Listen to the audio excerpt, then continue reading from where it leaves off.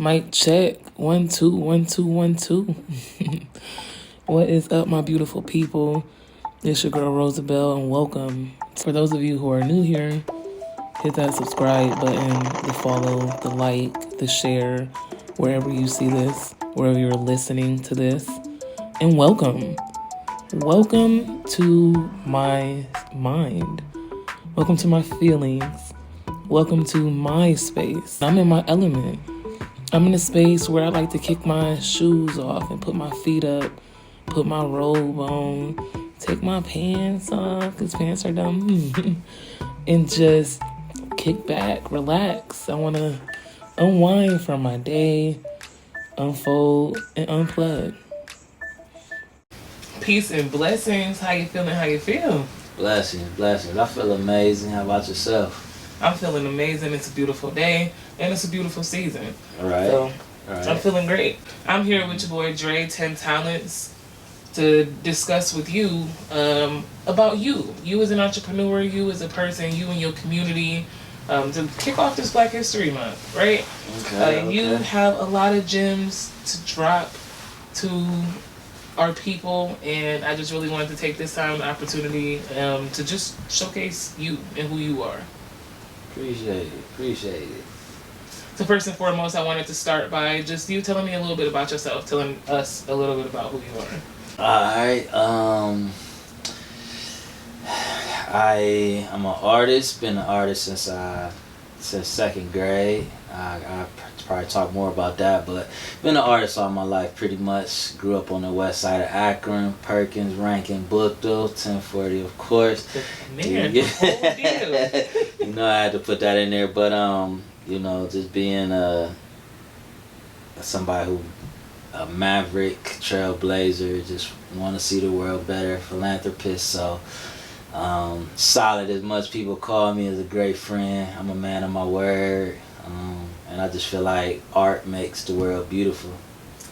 So, and a proud Faja of 3 beautiful kids.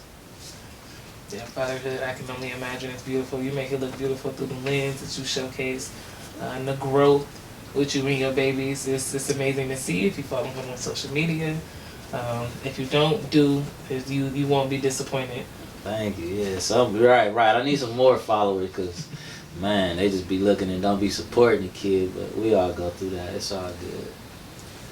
So what I gathered here to talk to you about today mostly is your art, right? You do a lot of things. You've done documentaries. You got a film. Mm-hmm. Right? A film out that we know and love. If you ain't seen it, you need to go back and watch that. It's an oldie but a goodie. Right. I don't think it'll ever die. Mm-hmm. You do dabble in some photos here and there. Yeah. A little. You speak. You do a little bit of a lot. Yeah. I don't know why I don't speak that motivation enough. You know what I'm saying? Because that's something that I really want to do, is motivational speaking. So it's that, like a picture right there that I drew it back in the day when my brother and them was in a rap group, and it's like I drew him on stage in front of everybody. But once that stopped, I just pictured myself. That's one thing I have a vision of in my life, like talking to thousands of people in a stadium. So okay. Yeah. May that vision come true here in the near future. That's right. Beautiful. So let's talk about you as an entrepreneur. What started your entrepreneurial journey? Man, I say what probably really started my entrepreneur journey is my dad in the basement doing Jerry curls. He was working, you know what I'm saying? He worked at the children's home too. That's probably like how I am with the kids, but I just remember him doing everybody on the west side. We had Sis Trunk across the street, but my dad had his thing down in the basement, just doing everybody's hair. So that's what started out. And but what really started me on my own, I do art, like sell it, but I was still working. But once I got fired back in 2013, I just been doing tattoos, and that's been like my workhorse, so. And I love my own time and get to spend time with my kids and stuff, so teaching them about freedom, that's what it's about. Has what fueled you changed over time, or you still got the same fuel through your journey? Oh yeah, so my vision of being an entrepreneur, it's always been the same. Like I've known my purpose since I was little. I say since second grade, and that journey it was a breaking point. You know, it's a lot of artists that ain't artists no more, and so a lot of people I looked up that I thought was better than me, they all quit.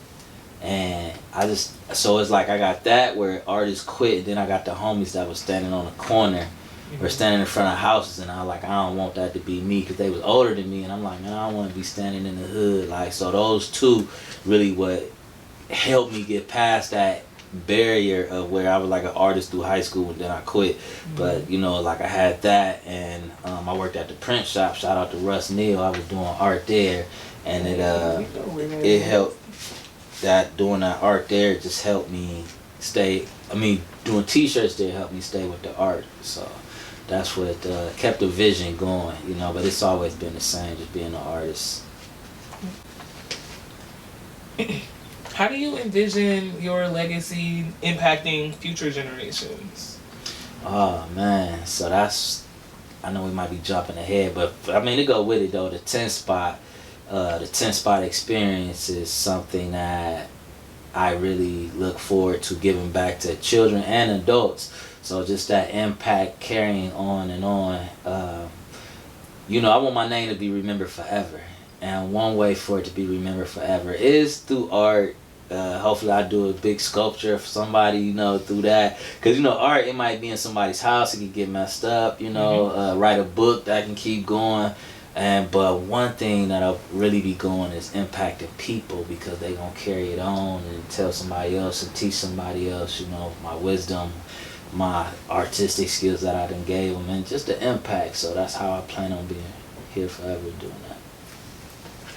So you definitely lit up when you mentioned one thing, and I know that we did jump ahead, but it was more one of those questions to get you to kind of bring it out, right? You mentioned the 10 spot. What is that? The 10 spot experience is, well, I did skip because I go by 10 talents, so that means I do a whole bunch of talents, from tattooing, the airbrushing, the painting, the sculptures, it's a million of them, all right? But, so the 10 spot experience is me with my humanitarian self giving back to teach everything I know. See, I don't gatekeep, I don't try to hide from nobody or hide stuff from nobody. I believe in anything I know I give to somebody. So the 10 spot is me teaching them everything. I feel like I'm repeating myself, but painting, drawing, just the skills, the foundation of art, and also give people an outlet. So, because I know, even though it started as teaching them different art, but I had the poetry and paint, the karaoke and paint, so it had the 10 spot nightlife, which is a whole nother situation right there, giving people a place to go, and that was starting to do its thing, and I gotta get it back. So you again mentioned that you have to get it back. So what unique obstacles have you faced in this journey that you're on so far?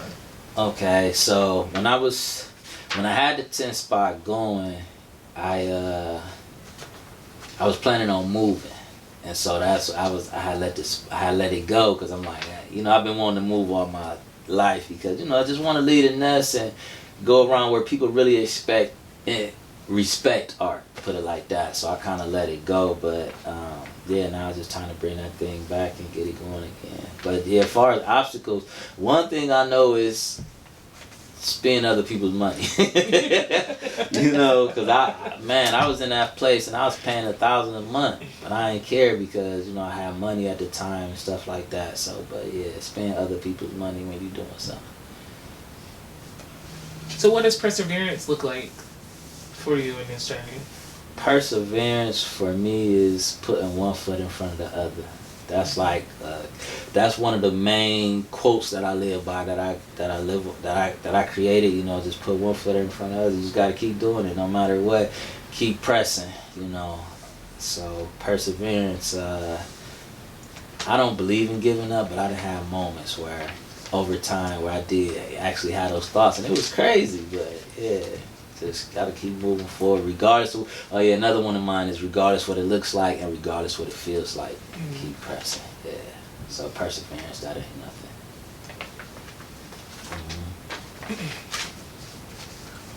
What advice would you give to just young Black innovators who want to create meaningful change, such as what you want to do, right? You want to make sure, for one, that people can have an outlet. I like that you said that because that's how a lot of us use art, whether we know it or not. You know, you always come out from doing art feeling great. You know, you never come out and be like, oh man, this was such a bad day. Like, no, you always feel great afterward. Right. So people do need that outlet, right? Give the children and adults a time to just learn things. I've been to some of your classes and stuff that you've had, or some of your events, and you're teaching, right? Yes. You're teaching people how to paint, maybe even just bouncing some ideas to see which direction they want to go if they have a blank canvas. Taught me how to do some shadows, right? So you are definitely teaching these skills that we can use and teach to our children. And I have to agree with the 10 will live on through many people, for sure. That's what's up. That's what's up. So what you say as far as what advice I would give to youth, like just to young youth or young Black innovators. They don't necessarily have to be youth. They could be young adults, right? But they can be adults too. Exactly. Yeah, I'm like, they can be adults. Right. So the advice I would give all ages, you know, because I'm 44, proud of it. I'm forever 21 actually. But for one, and I just posted this yesterday, and I kept it honest though.